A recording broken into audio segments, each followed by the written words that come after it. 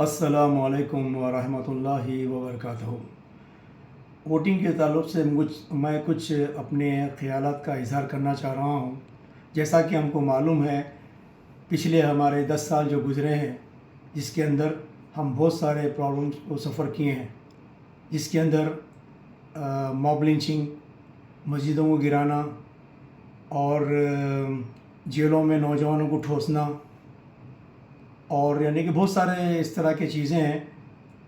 ہمارے وقف کے جائیداد ہیں، اس کے اوپر قبضے ہو رہے ہیں، اور بھی بہت سارے چیزیں ہیں جو آپ لوگوں کو پتہ ہے، ہم نیوز پیپر میں دیکھ رہے کر رہے ہیں اور مسلسل واچ کر رہے ہیں ہم لوگ، لیکن ایک انڈیویجول کچھ نہیں کر سک رہا ہے۔ تو یہاں پہ یعنی کہ آپ بھی نہیں کر سک رہے کچھ بھی، اور میں بھی کچھ نہیں کر سک رہا ہوں، لیکن ہمارے جو چھوٹے چھوٹے جو پارٹیاں ہیں وہ لوگ بھی کچھ نہیں کیے ہمارے تعلق سے۔ تو ہم بالکل ہی نہتے ہو گئے، انڈیویجول نہتا ہو گیا کہ کچھ نہیں کر سکتا۔ دل میں ایک تکلیف ہوتی ہے، بھائی ہم کو جو ہے نا یہ پرابلمس میں پھنسے ہوئے ہیں، ہم کیسے باہر نکلیں یہاں سے۔ تو ہم اس وقت کچھ نہیں کر سک رہے تھے۔ تو اب اللہ تعالیٰ ایک موقع دیا ہے کہ ووٹنگ کا، تو ہم ووٹ دے کے ایسے طاقتوں کو روک سکتے ہیں۔ تو آپ ووٹنگ کے لیے نکلیے اور ووٹ دیجئے، اس کو 100% سکسیس بنائیے، اور یہی موقع ہے کہ ہمارا فیوچر یعنی کہ اچھا ہو، یعنی کہ ہمارا فیوچر ہمارے پاس کی طرح نہ ہو کہ بھی موب لنچنگ ہو رہی، مساجد کو گرا رہے ہیں، وقف جائیداد کو یعنی کہ خراب کر رہے ہیں، اور ایجوکیشن سسٹم کو خراب کر رہے ہیں، ایجوکیشن انسٹیٹیوشنس کو خراب کر رہے ہیں۔ اس طرح کے چیزیں جو ہوئے ہیں پاسٹ میں وہ دوبارہ نہ ہوں۔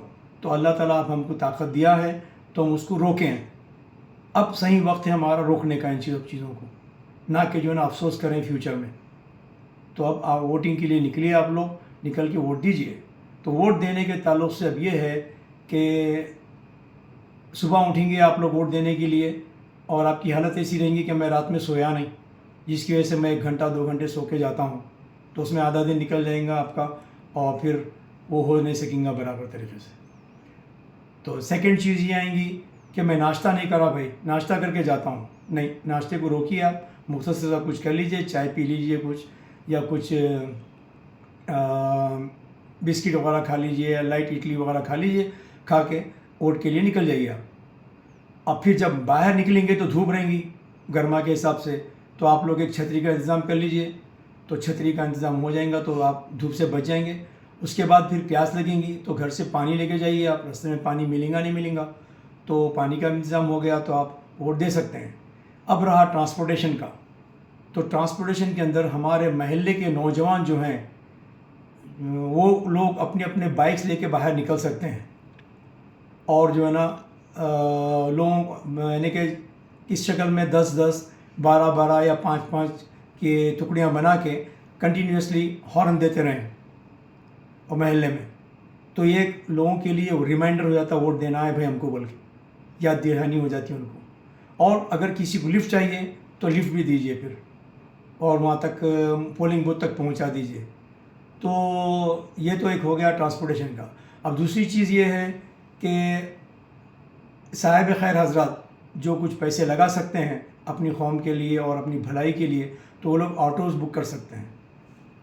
تو آٹوز بک کرنے کے اندر یہ ہے کہ یہ آٹوز بوڑھے لوگوں کے لیے، عورتوں کے لیے گھر سے اور پولنگ بوتھ تک پہنچنے کے لیے آسانی ہو جاتی ہے۔